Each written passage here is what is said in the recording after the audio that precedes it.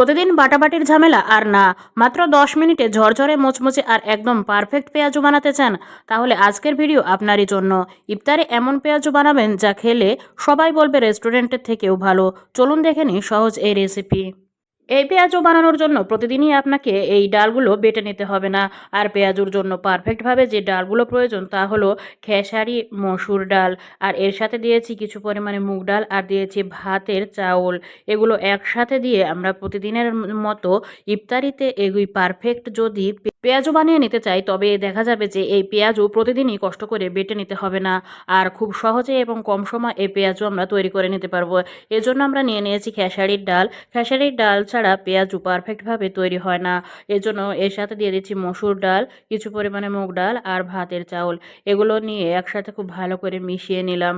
আর যখন মেশানো হয়ে যাবে এর সাথে পানি দিয়ে খুব ভালোভাবে এগুলো ধুয়ে পরিষ্কার করে নিতে হবে। আর যেহেতু এগুলো পরে আর পরিষ্কার করার কোনো সুযোগ নেই, তাই আগেই এগুলো খুব ভালোভাবে ধুয়ে নিতে হবে, যেন এর ভেতরে কোনো ময়লা ধুলাবালি থাকলে সেগুলো পরিষ্কার হয়ে যায়। এগুলো যখন ভালোভাবে ধোয়া হয়ে যাবে তখন এগুলো আবার শুকাতে দিতে হবে। রোদে খুব ভালোভাবে এগুলো শুকিয়ে নিতে হবে, যেন এতে কোনো পানি না থাকে। যখন এগুলো খুব ভালোভাবে শুকানো হয়ে যাবে তখন কিন্তু এগুলো পেঁয়াজুর জন্য আমরা পারফেক্টভাবে তৈরির জন্য রেডি করে ফেলবো। আর দেখুন, এগুলো রেডি করার জন্য আমরা একটি ব্লেন্ডারে নিয়ে নিয়েছি, আর ব্লেন্ডারে নিয়ে একটি খুব সুন্দরভাবে এগুলো আমরা ব্লেন্ড করব। তবে একেবারে মিহি করব না, দেখুন একটু আধা ভাঙা অবস্থায় রাখবো, যেন পেঁয়াজুটা খেতে খুবই মচমচে হয়। আর এভাবে আমরা যখন রেডি করে নেব, তারপরে এর মধ্যে আমরা কিছু পরিমাণে পানি দেব। একটু বেশি পরিমাণে পানি দিয়ে যদি আমরা আধা ঘন্টা অথবা 1 ঘন্টা অপেক্ষা করি, তাহলেই কিন্তু এগুলো আস্তে আস্তে ফুলে উঠবে। দেখুন, ডালের মিশ্রণগুলো খুব সুন্দরভাবে আস্তে আস্তে কিন্তু ফুলে উঠছে। আর এই যে দেখুন, ফুলে এটা কিন্তু পরিমাণেও অনেকটা বেশি হয়ে গেছে।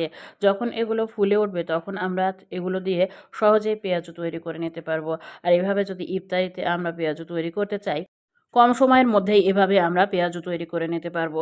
এর সাথে আমরা দিয়ে দিচ্ছি ধনিয়া পাতা, দিয়ে দিচ্ছি পেঁয়াজ কুচি। যেহেতু এটি পেঁয়াজু, তাই পেঁয়াজ যত বেশি পরিমাণে দেওয়া যাবে পেঁয়াজু কিন্তু ততটাই ভালো হবে। এর সাথে মরিচ কুচি, জিরা দিয়ে দিচ্ছি, কালো জিরা। আর এর সাথে দিচ্ছি সামান্য পরিমাণে হলুদ গুঁড়া, সামান্য পরিমাণে মরিচ গুঁড়া। এগুলো আপনার স্বাদ মতো আপনি দিয়ে নিতে পারেন। এর সাথে লবণ, ঝাল সব কিছুই আপনি কিন্তু আপনার পরিমাণ মতো এবং স্বাদ মতো দিয়ে নিতে পারেন। কম অথবা বেশি যে যার মতো ইচ্ছা দিয়ে এগুলো খুব ভালোভাবে হাতের সাহায্যে মেখে নিতে হবে। হাতের সাহায্যে চটকে নিয়ে বারবার এগুলো খুব ভালোভাবে মেখে নিতে হবে, যেন সকল অংশ খুব ভালোভাবে মেখে যায়। আর দেখুন, পেঁয়াজুটা এভাবে যদি তৈরি করে নেওয়া হয়, দেখুন ভালোভাবে ভিডিওতে দেখানো স্টাইলে এভাবে যদি আপনি নেন খুবই পাতলা স্তরে, তবে কিন্তু পেঁয়াজুটা খুবই ভালো হবে আর খুব সহজে ভাজাও হবে আর খেতেও হবে দারুণ মচমচা। এরপরে আমরা একটি প্যানে তেল নিয়ে নিয়েছিলাম। তেল যখন গরম হয়ে গেছে তখন এর মধ্যে আমরা পেঁয়াজগুলো দিয়ে দিচ্ছি। আর এগুলো মিডিয়াম হিটে রেখে এগুলো আমরা খুব সুন্দরভাবে ভেজে নেব। আর মচমচে করে ভেজে নিলেই কিন্তু পেঁয়াজু পারফেক্টভাবে তৈরি হয়ে যাবে। ইফতারিতে এমন আরও যদি নতুন নতুন রেসিপি সম্পর্কে জানতে চান, তবে অবশ্যই পুষ্টিকর চ্যানেলটি সাবস্ক্রাইব করে রাখুন। আর যারা ফেসবুক পেজ থেকে দেখছেন তারা অবশ্যই পেজটি ফলো দিয়ে রাখুন, যেন পরবর্তীতে খুব সহজেই এ ধরনের ভিডিও আপনি পেয়ে যেতে পারেন। আর যদি ভিডিওটি ভালো লেগে থাকে তবে অবশ্যই লাইক দিয়ে আপনার মতামত কমেন্টে জানাবেন।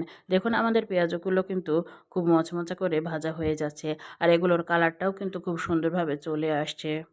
বাইরে থেকে পেঁয়াজু না কিনলেও আপনি ঘরেই কিন্তু খুব সহজে এভাবে পেঁয়াজু বানাতে পারেন। আর মচমচা এই পেঁয়াজু যে একবার খাবে সে কিন্তু প্রতিদিনই খেতে চাইবে। আর ইফতারিতে পেঁয়াজু ছাড়া যেন চলেই না। আর এছাড়াও আপনি কিন্তু ইফতারির পরেও এগুলো সসের সাথে পরিবেশন করতে পারেন, অথবা বিট লবণ দিয়ে পেঁয়াজুগুলো একটু ঝাঁকিয়ে অথবা মাখিয়ে নিলেই খেতে পারেন। আর এছাড়া যদি আপনি কড়াভাবে ভাজতে চান, দেখুন আমি কয়েকটি পেঁয়াজু একটু কড়াভাবে ভেজে নিয়েছিলাম। যদি আপনি এরকম পছন্দ করেন তবে আপনি এরকমভাবেও কিন্তু ভেজে নিতে পারেন। তো আমার রেসিপিটি আপনার কাছে কেমন লাগলো? যদি ভালো লাগে তবে অবশ্যই কমেন্টে জানাবেন। আর রেসিপিটি কিন্তু আমার কাছে বেশ ভালো লেগেছে।